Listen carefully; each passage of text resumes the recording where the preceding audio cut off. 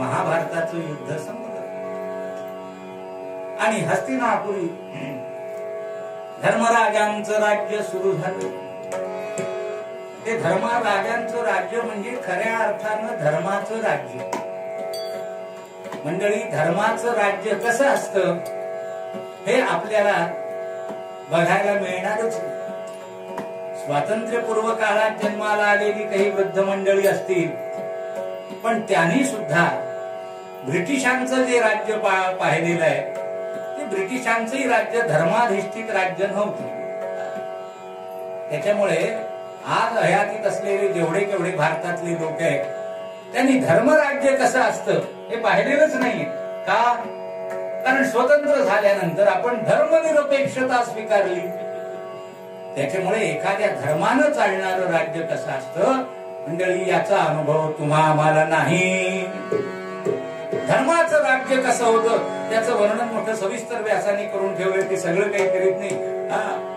पण असं होतं म्हणे, खजिन्यामध्ये ठेवायला खजिन्याची जागा तळघर सगळी भरली आणि हिरे, माणक, मोती, पोवळे, सुवर्णाच्या मोहरा, चिपा हे ठेवायला त्या धर्मराजाच्या खजिन्यात तळघरांमध्ये जागा नाही. म्हणून बांधकाम विभागाचं रस्ते बांधण्याचं साहित्य जसं येऊन पडतं रस्त्यावर आणि रस्त्याच्या बाजूनी गिट्टी, दगड, वाळू याचे जसे ढीग लावतात तसे त्या हस्तिनापुरामध्ये हिरे, माणिक, मोती, सुवर्ण मुद्रा याचे रस्त्याच्या दोन्ही बाजूनी ढीग लावून ठेवलेले होते आणि त्या ढिगातलं एकही कोणी उचलून नेलं नव्हतं. इतकी सगळी माणसं संपन्न होती. नुसती कल्पना करा की त्या राज्यात आपण जर असतो तर काय केलं असतं. कुंडली. दुसऱ्या दिवशी धर्मराजाला एक मोती दिसला नसता जागेवर. ती माणसंही द्वापार युगातली होती, राजेही द्वापार युगातला होता. धर्म, त्या धर्माबद्दल पंत म्हणाले की रक्षा वा धर्म बुधे करिसी उपदेश तरी असे मान्य.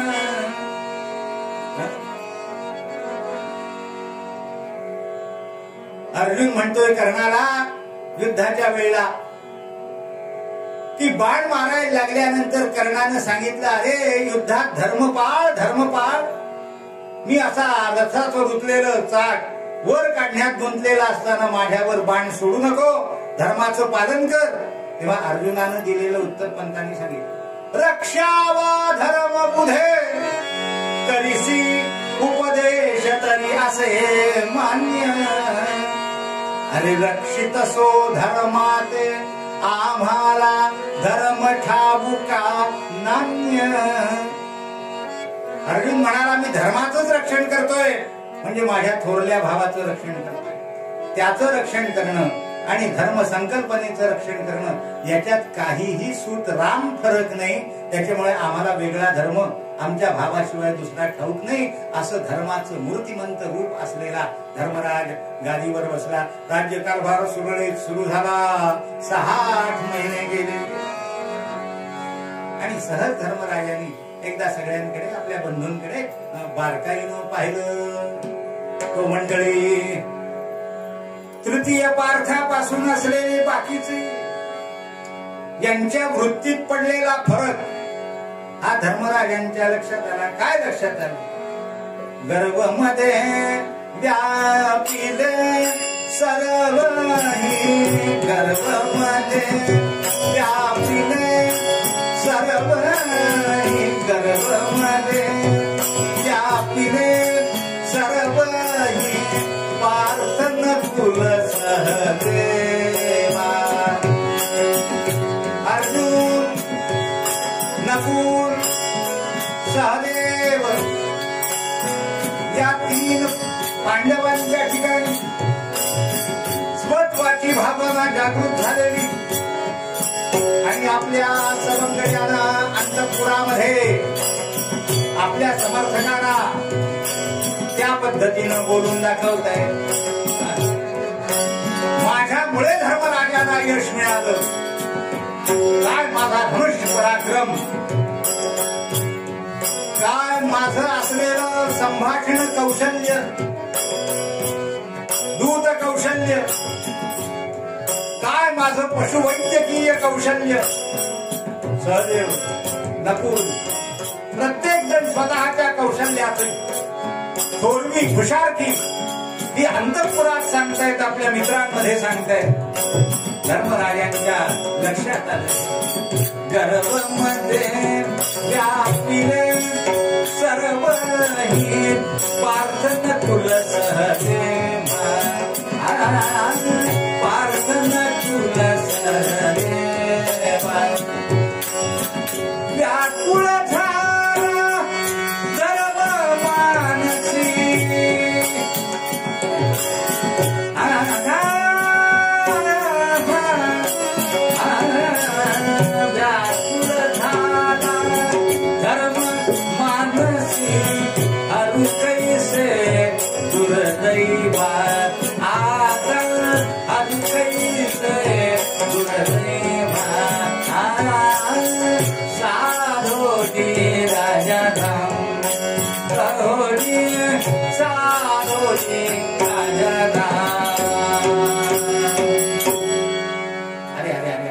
केवढं दुर्दैव आहे. माझ्या भावंडांच्या ठिकाणी अहंकाराची निर्मिती व्हावी आणि ज्या भगवंताच्या कृपेनं आपण आज राज्यावर बसलो, हे सुखाचे दिवस आपल्याला पाहायला मिळाले, त्याचा विसर पडावा आणि स्वकर्तृत्वाची हुशारकी बढाई यांनी मारीत फिरावं. धर्मराज यांना वाईट वाटत, पण तुम्हाला सांगतो, मोठे असूनही राजे असूनही आपण त्यांना काही सांगावं असं धर्मराजाने केलं नाही. याचं कारण असं, घरच्या वैद्यानं दिलेलं औषध लागू पडत नसतं. घरच्या बुवाची कथा घरी करायची नसते, म्हणून एवढ्या लांब यावं लागतं. कुंडली आपण जर यांना सांगायला काही गेलं तर यांचा गैरसमज होईल. हे दादागिरी करतात असं म्हणतील. मग काय बरं करावं? यांच्या व्याधीवर उपाय करणारा, आधीवर उपाय करणारा वैद्य कोणीतरी पाहावा. कोण वैद्य आहे? दुसरा वैद्य थोर आहे जगती द्वारका निवासी, तोची करील उपाया दे माझी या बंधोसी. त्या कृष्णचंद्राशिवाय यांच्या मतीत पालट करणारा दुसरा कोणीही वैद्य नाही. तोच उत्तम मनोवैज्ञानिक आहे. तेव्हा त्याला बोलवा, पण बोलवावं तरी कसं? तो आली इतुक्यात मंगलमयी एकादशी पर्वणी. एकादशी आणि धर्माचं राज्य होतं, त्याच्यामुळे धर्माच्या राज्यात सगळीच्या सगळी प्रजा एकादशीचं व्रत करीत होती. म्हणजे एकादशीच्या दिवशी धर्माच्या राज्यात कुठंही अन्न शिजत नव्हतं. अगदी लहानांपासून मोठ्यांपर्यंत मंडळी सगळे असलेले प्रजाजन एकादशीचं व्रत करीत. आता ते एकादशीचं व्रत करताना महाराज दशमी पासून सुरू होतं, द्वादशीला संपतं ते बरं. आपली एकादशी नाही, एकादशी दुप्पट खाशी तशी एकादशी नाही. आपल्या एकादशा, शिवरात्रीन, प्रदोष आणि संकष्ट्या या सगळ्या पूरक अन्नाचा वापर एवढं एकच. कुंडली ते एकादशीचं व्रत कसं असतं? दशमी पासून सुरू होतं. दशमीला सकाळी जेवायचं म्हणजे माध्यान्ह समजा, संध्याकाळी जेवायचं नाही. एकादशीच्या दिवशी संपूर्ण दिवसभर तुम्हाला सांगतो फक्त पेय पाणी किंवा ताक घ्यायचं, दूध सुद्धा प्यायचं नाही. अगदी अशक्त वृद्ध कोणी असतील तर त्यांना दुग्धपानाला आणि फलाहाराला शास्त्राने परवानगी दिलेली आहे. परंतु दूध सुद्धा प्यायचं नाही. प्यायचं झालं तर ताक प्यायचं एकादशीच्या संपूर्ण दिवसांमध्ये. द्वादशीला दिवसाच्या पहिल्या प्रहरात म्हणजे सकाळी 9 वाजल्याच्या आत एकादशीचं पारण करायचं, म्हणजे ब्राह्मण सोबत घेऊन भोजन करायचं. आणि द्वादशीला सकाळी 9 वाजल्याच्या आत केलेलं जे भोजन आहे त्यानंतर पुन्हा द्वादशीच्या दिवशी रात्री काही खायचं नाही, जेवायचं नाही.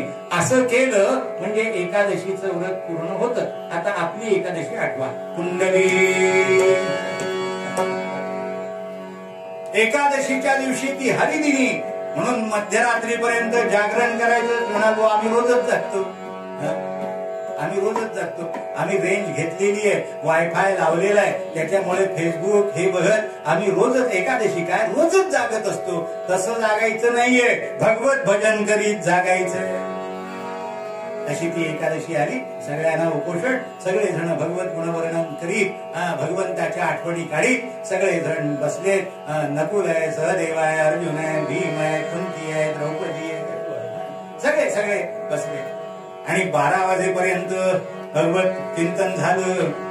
आणि 12चे टोल पडल्याबरोबर सगळ्यात पहिले जर कोण उठला असेल तर तो म्हणजे भीम उठला. त्याला भूक आणि झोप या 2 गोष्टी अगदी अनावर होत्या. तो उठला, नमस्कार केला धर्मराजांनी. दादा 12 वाजले ना, मग आता जातो मी झोपायला. आणि झोपायला गेला तो कुठे? मंडळी स्वतःच्या महालाकडे नाही, मग शस्त्रागाराकडे. त्याची झोपायची जागा ती. पैलवान माणूस तो. पैलवान माणसांचं सगळंच वागणं निराळच असतं. तो शस्त्रागारात जाऊन झोपत असेल.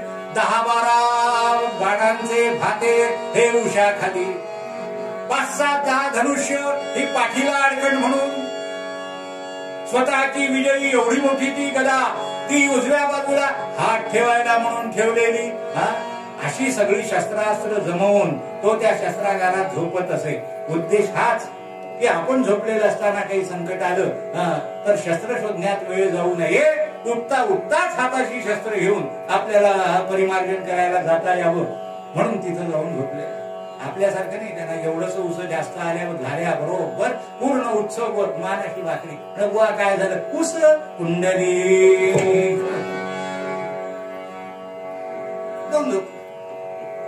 आणि तो उठून गेल्यानंतर मग धर्मराजांनी विषय काढला.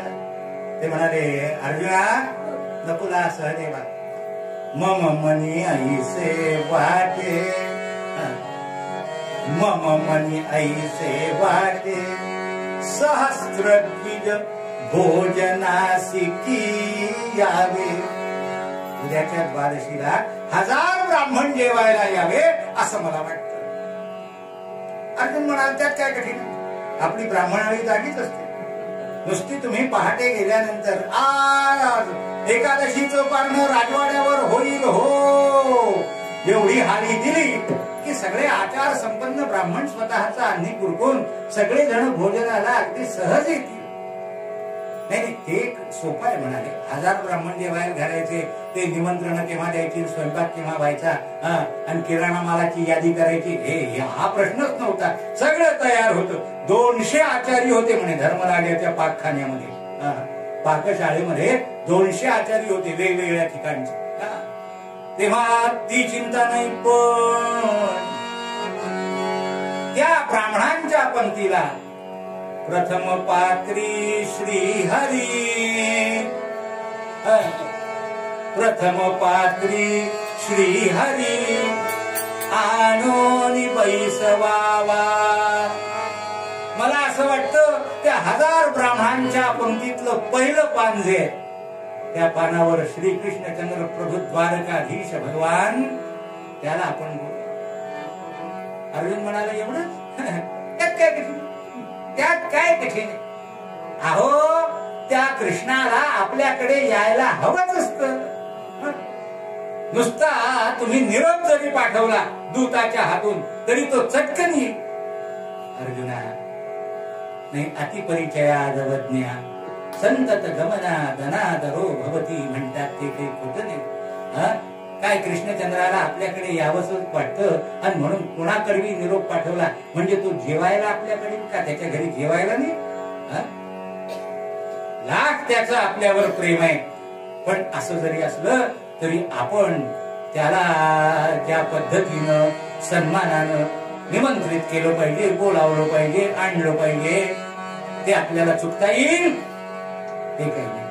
अर्जुना, तुझं त्याचं फार सख्य आहे ना. मग यत्र योगेश्वर कृष्ण यत्र पार्थ धनुर्धरः, त्या ठिकाणी सगळं विजय धृती श्रुती सगळ्या एका ठिकाणी येतात असं तुमच्याबद्दल बोलल्या जातं ना. मग जा ना, तू गेल्यानंतर कृष्णचंद्राला घेऊन येशील ना. तो म्हणाल, झाला एवढ्या सामान्य कामासाठी माझ्यासारख्या धनुर्धराला पाठवता? पेक्षा असं करा, या नकुलाला पाठवा. कारण नकुलाची वाणी अतिशय गोड. पांडवांमध्ये तुम्हाला सांगतो, त्या नकुलाचं वर्णन केलेलं आहे. तो अतिशय मधुर भाषी होता आणि दिसायला अतिशय सुंदर होता. तसं पुरुषाच्या सौंदर्याला सुंदर म्हणायचं नाही, हँडसम म्हणायचं नवीन भाषेप्रमाणे. पण आजही पुरुषाच्या सौंदर्याला उपमा जर द्यायची झाली तर जाणकार माणसं त्याला नकुळी सौंदर्य म्हणतात. दिसायला अतिशय सुंदर होता हा नकुल, बोलायला मधुर, आणि निमंत्रणाला अशीच माणसं पाहिजे. वाकड्या तिकड्या तोंडाची, तिरळ्या डोळ्याची, धसकट वाणीची अशी जर समजा माणसं तुम्ही पाठवली आणि त्यांनी निमंत्रण दिलं, हे पहा आमच्याकडे उद्या अमुक अमुक उत्सव आहे, तेव्हा तुम्ही सगळ्यांनी या. तसे तुम्ही गिळायला येताच म्हणाव, तेव्हा उद्या पण या. आणि ज्यांना यायचं त्यांनी या, आणि नाही त्यांनी सरका. असं जर निमंत्रण दिलं चालेल का? येईल काय कोणी? नकुलाला पाठवा. नकुलाची वाणी गोड आहे. योजुनी ऐसे वाहन क्षणात जाई शतयोजन. आणि हा नकुल एका क्षणामध्ये शतयोजन धावून जाणारा असा अश्वरथ. नवीन भाषेत बोलायचं झालं तर तेवढ्या शक्तीचं असलेलं हॉर्स पॉवर इंजिन असलेला रथ घेऊन निघाला.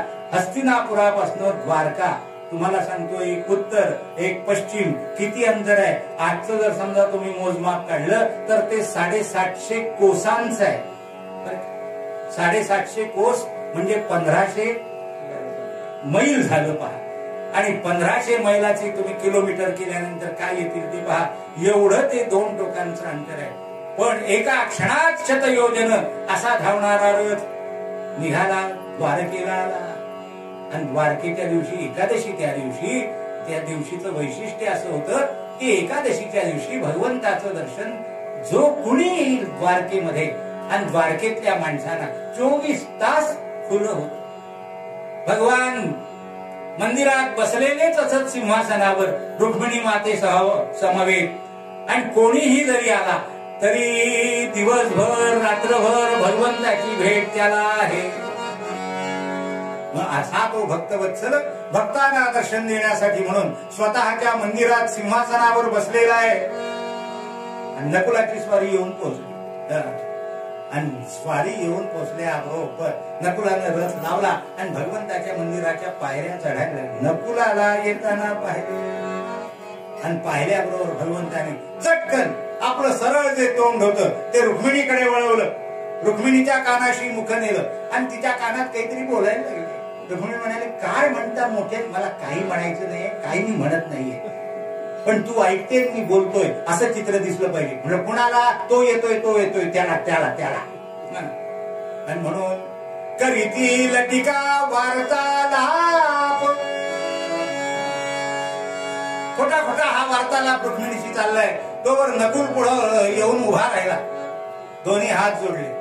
कृष्णाय वासुदेवाय हरये परमात्मने प्रणत क्लेश नाशाय गोविंदाय नमो नमः. गोपाल कृष्ण भगवान की जय. पण त्याने नमस्कार केल्यावर भगवंतानी लक्षही दिलं नाही, वळूनही पाहिलं नाही, उभा राहिला. तरी भगवान पाहत नाही, रुक्मिणीशी बोलण्यात गुंग. म्हणून असं त्यानं जरा आवाज काढून पाहिला, पण त्यालाही प्रतिसाद नाही. शेवटी नकुल बोलायला लागला. तो म्हणाला, प्रभो मी हा चतुर्थ पांडव आलो पाचारण्यास तुझ लागी. प्रभो मी हा चौथा पांडव नकुल, मी तुम्हाला बोलवायला आलो. असं म्हटल्याबरोबर भगवंतानी चटकन वळून पाहिलं. कोण? मी हा चतुर्थ पांडव. कोण पांडव? कोण पांडव? तेव्हा पांडवांना विसरलात तुम्ही? अरे तुमच्यासारखे 50 पांडव माझ्या ओळखीचे, त्याच्यापैकी कोण पांडव? अहो हस्तिनापुरीचे पांडव असतील. काय म्हणणं? त्यातला चौथा तू. काही हवंय तुम्हाला? अहो शिलेदार, हे पहा, हे कुणीतरी पांडवांपैकी काहीतरी मागायला आलेले, यांना घेऊन जा. यांना घेऊन जा आणि काय यांना हवंय ते दान धर्म करा म्हणले. मला दान धर्म करायला सांगितलं म्हणजे मला भिकारी समजला का काय? हा मागायला आलेला समजला का काय? हा घेऊन जा. त्या शिलेदाराला आणि याच्या दंडाला धरून घेऊन गेला. एवढंच तोंड झालं महाराज. खाली मान घातली आणि निघाले परत. धर्मराज वाट पाहत होते. काय रे नकुला काय? अहो मला याच्याच समजून शिलेदाराकरवी घालवून दिल्यासारखंच केलं. बोलले सुद्धा नाही. सहदेवा तू जाऊन बघ. सहदेव गेला ते तसंच. हे दोघही जण ज्या वेळेला भगवंतांना न घेता अपमानित होऊन परत आले तेव्हा अर्जुनाला आनंद झाला. तो म्हणाला, हो तर मुद्दामून लेख हो, तुमची काय किंमत आहे हे तुमचं तुम्हाला कळावं म्हणूनच कृष्णाकडे मी तुम्हाला पाठवलं. आलं ना लक्षात? मी जे थे अर्जुन भक्तराज वसतो तेथे वसे श्रीहरी. तो माझ्याशिवाय येणारच नाही. तो माझी वाट पाहतोय. मी घ्यायला गेलो म्हणजे बघा बघा बघा बघा बघा कसा स्वतःच्या पायाने धावत माझ्या रथात येऊन बसतो की नाही ते आणि माझ्या बरोबर येतो की नाही ते. कळलं तुम्हा दोघांना? तुम्हाला सांगतो, अहंकारी माणसं घरातच मारामार्या करतात. कुंडली अहंकार तिघांनाही झालेला होता. पण अर्जुनाचा अहंकार एवढा जबरदस्त की त्यांनी या दोन भावांचा भगवंतानी काय त्यांना डोस द्यायचा तो दिलाच होता. पण या दोघांचा अधिक अपमान या अर्जुनानं केला हस्तिनापुरामध्ये. दादा यांना बाजूला ठेवा. एका बाजूला जाऊन उभे नाही. आता मी जातो. मम नाम विजय ऐसे आणि न श्री हरीरा. मम नाम विजय ऐसे आणि न श्री हरीरा. मम नाम विजय आणि न श्री हरीरा.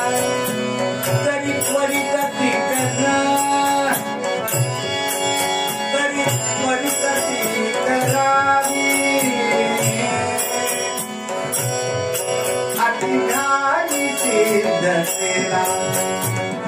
स्वयंपाकाच्या तयारीला लागा. हा जातो आणि हा मी घेऊन येतो. धर्मराज म्हणाले, कृष्णा अर्जुना हे बघ, मी संकल्प केलाय त्याप्रमाणे कृष्णचंद्र आलेच पाहिजे. ते जर आले नाही तर ब्राह्मण भोजन होईल पण आपली एकादशी सुटणार नाही. कृष्णचंद्र आपल्याकडे द्वादशीच्या पारण्याला आल्याशिवाय आपल्या एकादशीचं व्रत संपणार नाही. जर कल्पांत काळपर्यंत कृष्णचंद्र आले नाही तर कल्पांत काळपर्यंत आपली एकादशी, आपलं उपोषण, प्राण गेला तरी तसंच नाही. अहो नाही, तुम्ही स्वयंपाकाच्या तयारीला लागला. येतान हरी गृहाला सांगेन नत्यव्रताला. हे ऐक वचन माझे, हे ऐक वचन माझे. जात्वरित आणण्याला, जात्वरित आणण्याला. मम नाम विजय ऐसे, मम नाम विजय ऐसे, मम नाम विजय ऐसे. तुझं विजय नाव आहे, आणतो बरोबर, सगळं बरोबर आहे. पण लक्षात ठेव, नावाप्रमाणे विजय हे नाव जर सार्थ झालं नाही तर तुझं आणखीन दुसरं नाव आहे. हो, अर्जुनाची भरपूर 16-17 नावं आलेली आहेत महाभारतामध्ये. त्यातलं एक नाव फाल्गुन असं आहे. कुंडली. फाल्गुन महिन्यामध्ये मोठा राष्ट्रीय सण येतो, त्याला शिमगा किंवा होळी असं म्हणतात. आणि त्याचा एक विशिष्ट कुळाचार असतो. बरं का? म्हणजे समजा तुझं फाल्गुन हे नाव जर सार्थ झालं तर भगवंताला आणायला जाशील आणि आमच्या वैदर्भीय भाषेत बोलायचं झालं तर येताना स्वतःच्या नावाची बोंब पाडून येशील. कुंडली. नको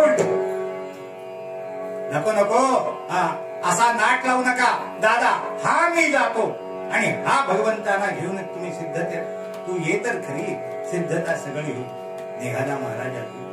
त्याने तसाच तो रथ घेतला आणि काय सांगू आपल्याला, द्वारके माझी अर्जुन लीला करी श्रीकृष्ण, होता तयाचे मुखदर्शन, त्वरा बहुत करे करी की. अर्जुनाला पायऱ्या चढताना पाहिलं मंदिराच्या आणि स्वस्थ बसलेले भगवान एकदम गडबड करायला लागले. अरे चला चला चला रुक्मिणी, अगं तेव्हापासून मी तुला सांगतो, नुसती बघत काय बसलीस माझ्याकडे, चल लवकर तयार हो, पातळ बदल, आताच्या आता आपल्याला जायचंय. अरे सेवकानो, लवकर माझा तो मुकुट आणून द्या, हा शेळा मला बदलायचाय. अरे हा कमरपट्टा, ही गळ्यातली माला निर्माल्य घालायचं, आता ताजी माळ मला गळ्यात घालायची आहे, चला चला. अशी घाई गडबड भगवान करायला लागल्याबरोबर अर्जुनाला इतका आनंद झाला. पहा, मला पाहता तो करी की त्वरेला. मला पाहिल्याबरोबर त्याला काय यावंसं वाटायला लागलं, अगदी निघाला. हा काय गडबड घाई करायला लागला. ओ हो हो हो.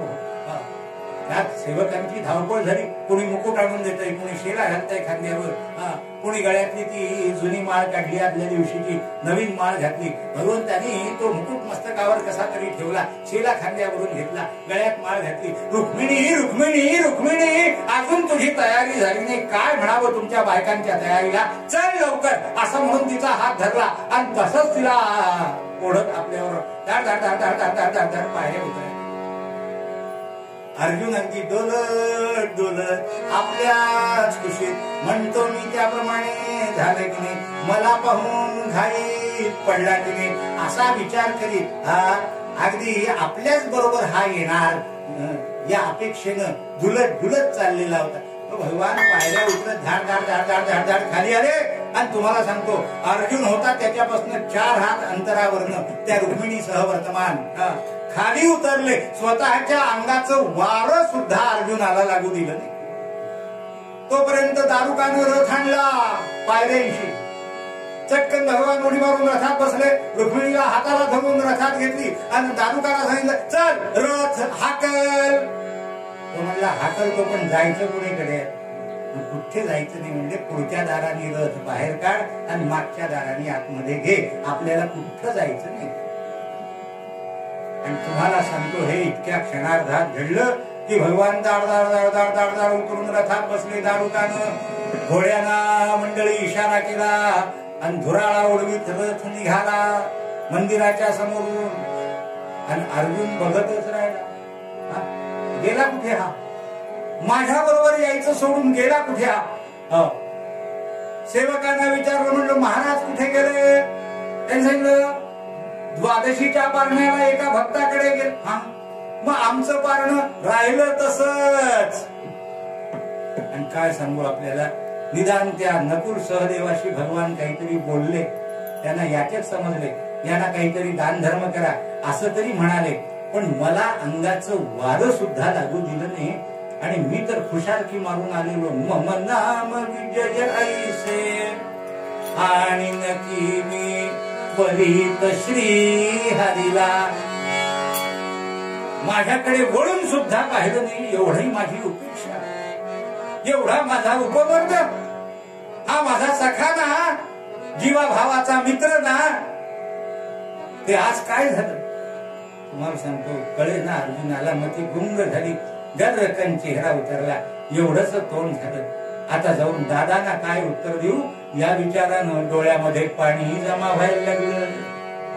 आणि आला महाराज, धर्मराजाने त्याला रथातून उतरताना पाहिला.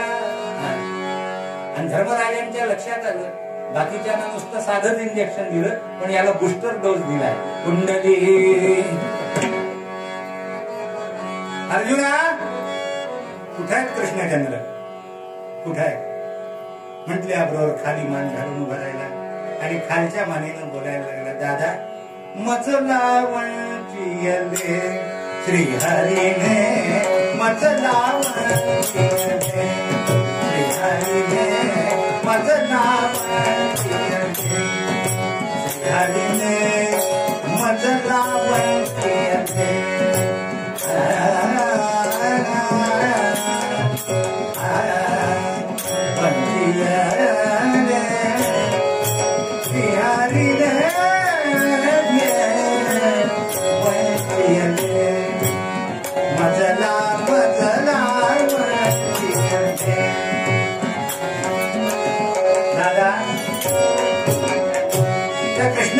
माझी फसवणूक केली.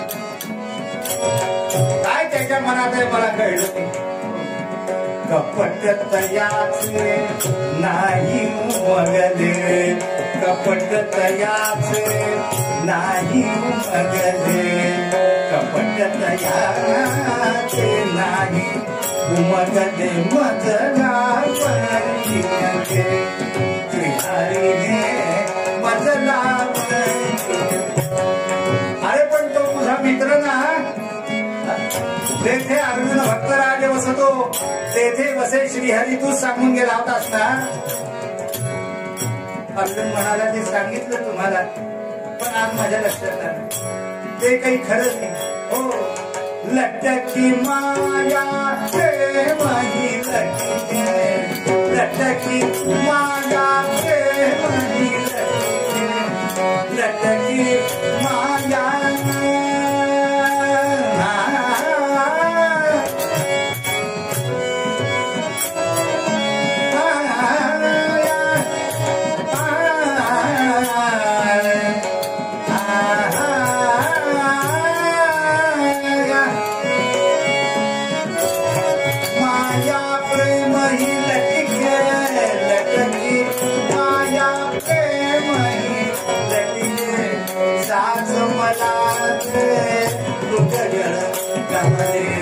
साच मला ते दुगजळ रमले मजला हरीने मजला मजला मजला.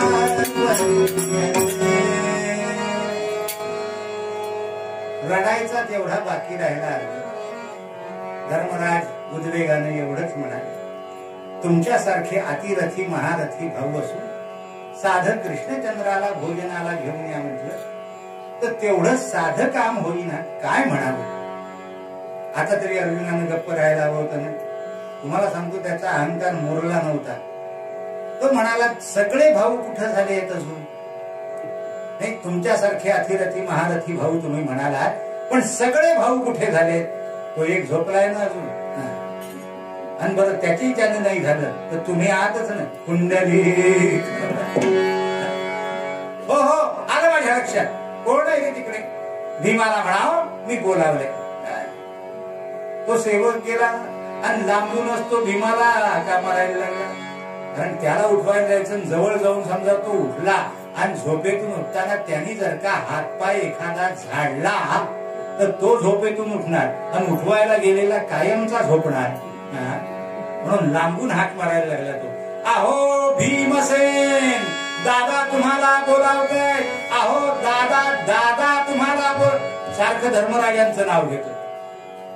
भीम जागा झाला. काय म्हणाला. दादा बोलावतो. दादा बोलावतो. आलो. लगेच उठले महाराज. धर्मराजांना येऊन नमस्कार केला. काय म्हणतात. हे बघ हे तिघे जण द्वारकेला जाऊन आले. कशाला. कृष्णचंद्रांना उद्या पारण्याला बोलवायचं असा माझा मानस आहे. बर मग हे तिघही जण जाऊन अपयशी होऊन आले. काहीतरी तंत्र बिघडलं. कृष्णचंद्राने यांना वाऱ्याला सुद्धा उभं केलं नाही. भीमा मला असं वाटतं की प्रभू कोपे आम्हावर. कृष्णचंद्र प्रभूंचा आपल्यावर कोप झाला. ते आपल्यावर रागवले. भीमा अर्जुनासारख्याला सुद्धा त्यांची समजूत काढता आली नाही. आता मोठ्या हातानं तू गेला पाहिजेस. तू त्यांना नक्कीच समजावून आणशील. हो तुझ्यावर प्रेम आहे त्यांचं आणि त्याने तुला वचन दिलंय की जितकं द्रौपदीवर माझं प्रेम आहे तितकं प्रेम मी तुझ्यावर करीन. हे तुला दिलेलं वचन आहे. तेव्हा तू गेलास तर भगवान नक्की येतील. जा ना. तो म्हणाला त्यांना जेवायला बोलवायचंय ना. मग काही स्वयंपाकाची तयारी काही दिसत नाही.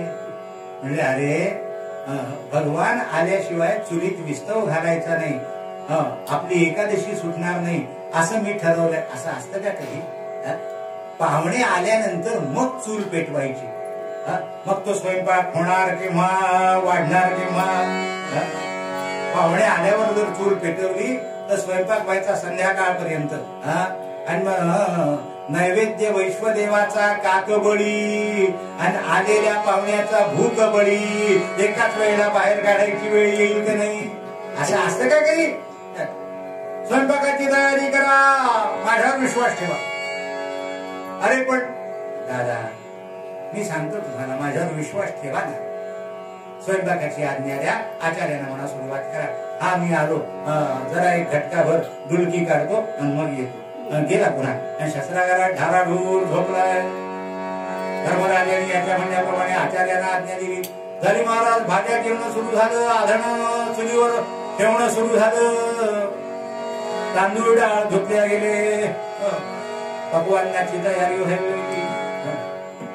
पाहता पाहता पाहता पाहता पाहता घटका दोन घटका गेल्या, स्वयंपाकाची आता तयारी दिसायला लागली. पुन्हा धर्मराजांनी आवाज दिला, भीमा सुरू झालाय स्वयंपाक. म्हणलं ब्राह्मणांना निमंत्रण केली का? अरे ऐका माझं, निमंत्रण पाठवा. महाराज अमात्यांना पाठवलं. ते ब्राह्मणाळीत जाऊन सगळ्यांनी पारण्याला या म्हणून सांगून आले. 3-3:30च्या सुमाराला पहाटेच्या भीमा निमंत्रण गेली. तो म्हणाला, स्वयंपाक झाला का? अरे स्वयंपाक झाला का काय? तू जाणार केव्हा, येणार केव्हा? स्वयंपाक पूर्ण होऊ दे. झालं महाराज, स्वयंपाक सगळी पक्वान्न झाली. सगळ्या भाज्या, तोंडी लावणी, चटण्या, कोशिंबिरी सगळं सिद्ध झालं. आणि सगळ्यात शेवटी लावायचा तो तुम्हाला सांगतो आंबे मोहर तांदळाचा भात लावला. त्याचा गंध पसरायला लागला. स्वयंपाकाची पद्धत आहे, जे पानात पहिल्यांदा वाढायचं ते सगळ्यात शेवटी शिजवायचं. कुंडली नवीन स्वयंपाकाची पद्धत अशी. पहिले उठून कुकर लावायचं, भाजी चिरून ठेवायची, कणिक भिजवून ठेवायची, आंघोळीला जायचं. तोपर्यंत कुकरच्या 3 शिट्ट्या झालेल्या असतात. तो कुकर उतरून ठेवायचा, भाजीला फोडणी घालायची, पोळ्या करायच्या, मग कुकर उघडायचा. तोपर्यंत तुम्हाला सांगतो त्या कुकरातला भात आणि पिंडाचा भात एक सारखा असतो. कुंडली ही असली स्वयंपाकाची पद्धत. आधी फोडण्यांपासून सुरुवात करायची आणि सगळ्यात शेवटी भात लावायचा. तो भात लावला, त्याचा गंध दरवळायला लागला. भीमा पानं घेतलीत का? पाने घेऊन जा. रांगोळ्या काढले, मंगलवाद्य वाजायला लागली. पहाटेचे 4 वाजायला आलेत महाराज. हो, रांगोळ्या काढल्यात, केळी कर्दळीचे खांब उभारलेत. ब्राह्मण एक एक करून यायला लागले. 5-5:30चा सुमार झाला. भीमा येती द्विजवर गृहिया. अरे ब्राह्मण यायला लागले, पाने घेऊन झालीत. म्हणजे वाढलीत का? आता काय म्हणावं? बरं वाढा. धर्मराजांचे भीम म्हणतोय ना, मग वाढा. पानं वाढायला घेतली. पानं वाढायला घेतली महाराज. एक एक ब्राह्मण येऊन बसायला लागले. पानं सगळी वाढून झाली. भीमा तो म्हणाला, सगळे 1000 ब्राह्मण बसलेत का जागेवर? पानं वाढलीत का? अर्जुन म्हणाला, दादा याचं लक्षण काही बरं दिसत नाही. पानं वाढलीत का, ब्राह्मण बसलेत का असा हा विचारतोय. म्हणजे सगळे ब्राह्मण बसले, पानं वाढून झाली, म्हणजे कृष्णाच्या पानावर हा येऊन बसेल. ब्राह्मणा सांग, चला मंडळी करा सुरुवात. यांची राहू दे एकादशी, आपण करू द्वादशी. त्याला भूक आवरत नाही, त्याचं काही लक्षण बरं नाही. भीम म्हणाला, कोण खुसपसतय रे तिकडे? त्यांना म्हणावं, मी दशमीच्या दिवशीच सकाळी पंचांगात काही गडबड होऊन समजा तिथी वृद्धी वगैरे झाली आणि एकादशी जर समजा एखादी तिथी पुढे आणखीन लांबली, 1.5 तिथी लांबली, तर मी 10 दिवस पुरेल एवढा कोटा अगोदर जेवलेला असतो. त्याच्यामुळे अजून 7 दिवसांनी जरी द्वादशी आली तरी मला फरक पडत नाही. तुमची तोंड पहा. बोलू नको अर्जुना, त्याला ऐकायला ते सगळं आपलं बोललेलं झालं. वाढून झालं. सगळे 1000 ब्राह्मण पानावर बसले. भगवान गोपाल कृष्णांचं पान सुद्धा वाढून झालंय महाराज. आता मात्र धर्मराज काकोळ केला. भीमा सगळं झालं. हे बघ, तुपाचं भांड घेऊन हातात उभा आहे. आता फक्त अन्नशुद्धी घालायची, तूप घालायचं आणि या मंडळींना सुरुवात करायला सांगायची. आता केव्हा जाणार? माझा अंत पाहू नको भीमा, तुझ्यावर विश्वास ठेवून मी ही सगळी सिद्धता केली. आता जर कृष्णचंद्र या पहिल्या पानावर आले नाही तर तुला सांगतो बरं होणार नाही. दादा तुम्हाला निराश करीन का मी? आलो हा धाडकन उठला महाराज, विहिरीवर गेला, 4 घागरी भडा भडा भडा स्वतःच्या अंगावरून ओतून घेतल्या, झाली आंघोळ. याला पहिलवानी आंघोळ असं म्हणतात. ओला पंचा बदलला, कोरडा नेसलाय, पुन्हा शस्त्रागारात गेला.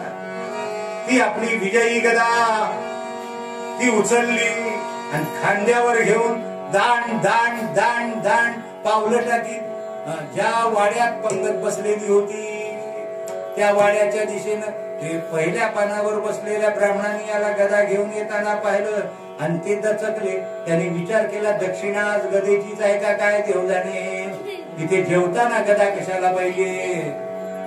बघतायत ते सगळे. आला महाराजा आणि तो चौकाचा असलेला वाडा, 4ही बाजूनी ओसऱ्या, प्रत्येक ओसरीत मध्ये एक एक दार, एक प्रवेशद्वार आणि मधोमध अगदी सुंदर संगम रवरी असं तुळशीचं वृंदावन, भरधार तुळस त्या वृंदावनामध्ये आला. आणि त्या तुळशी वृंदावनाजवळ आलाय.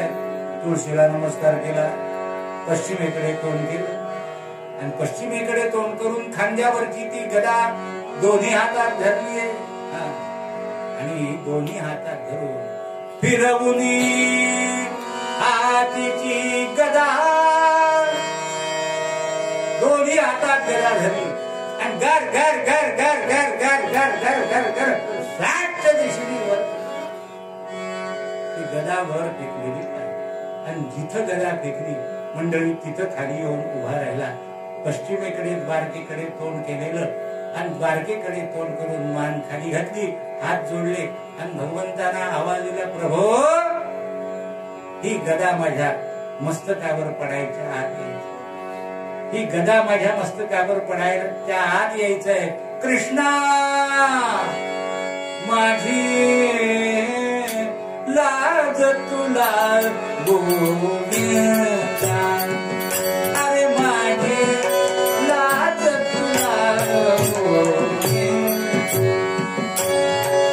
यदुराजा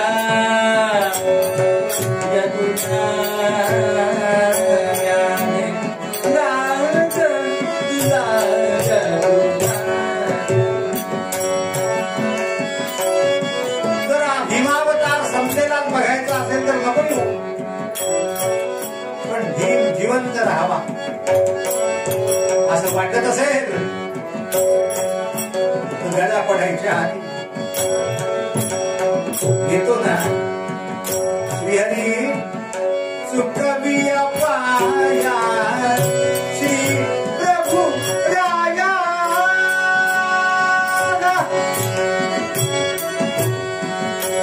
ये धनी समयी दामाया नागरी महिमा जाईल विलया.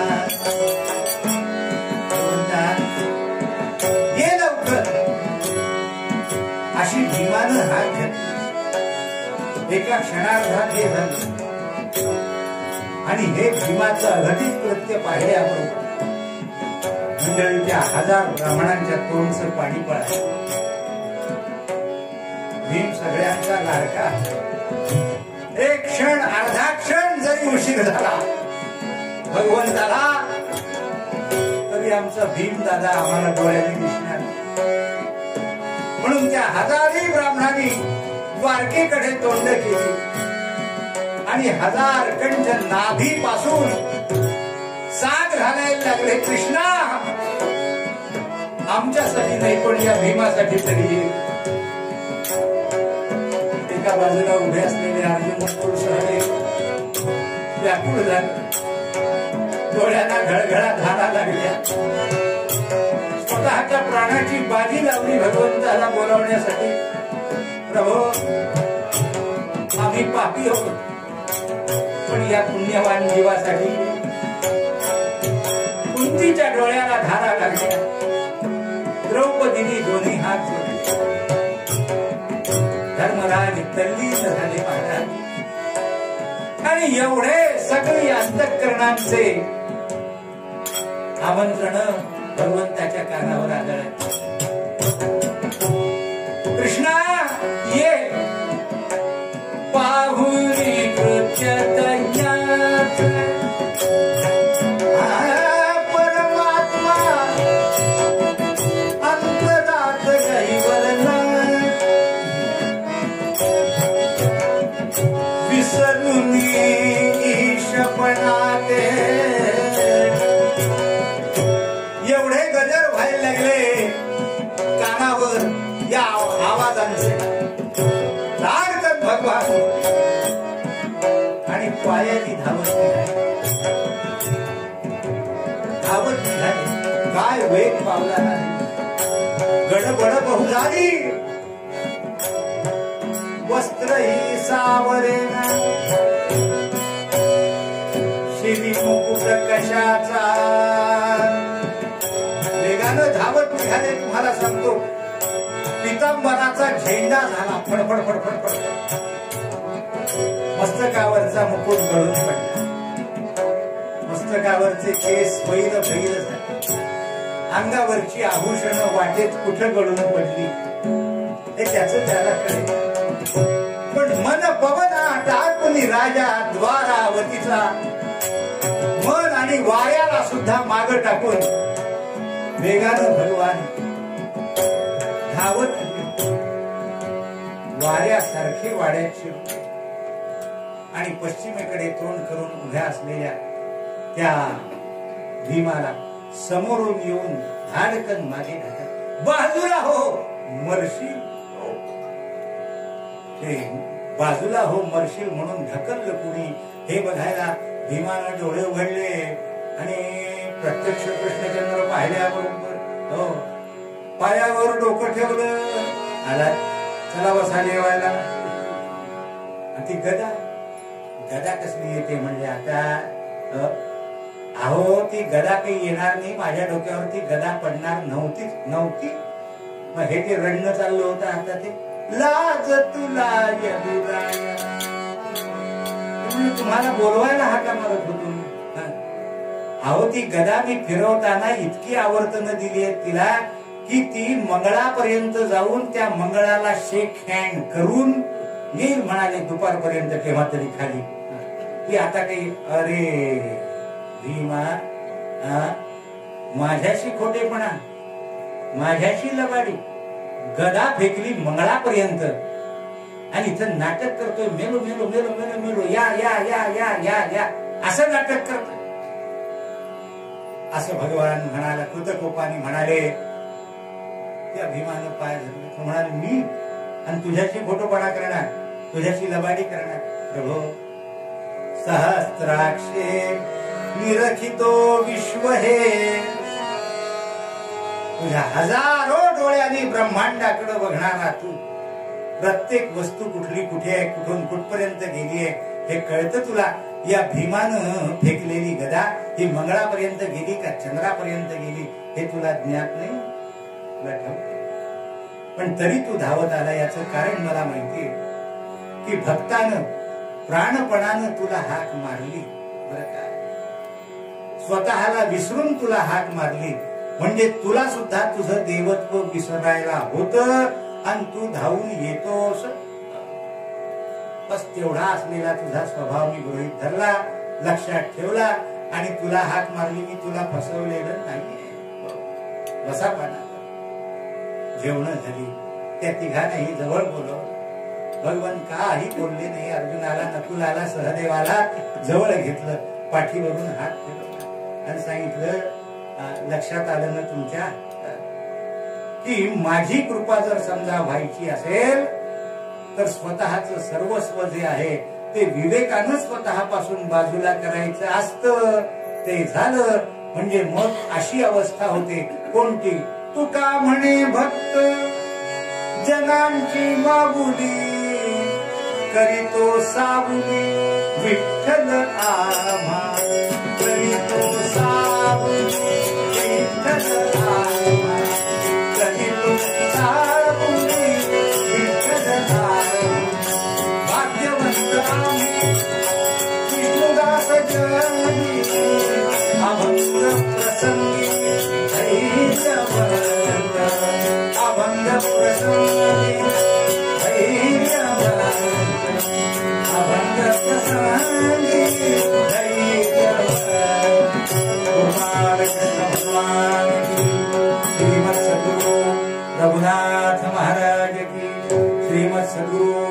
वाग्देव महाराज की समर्थ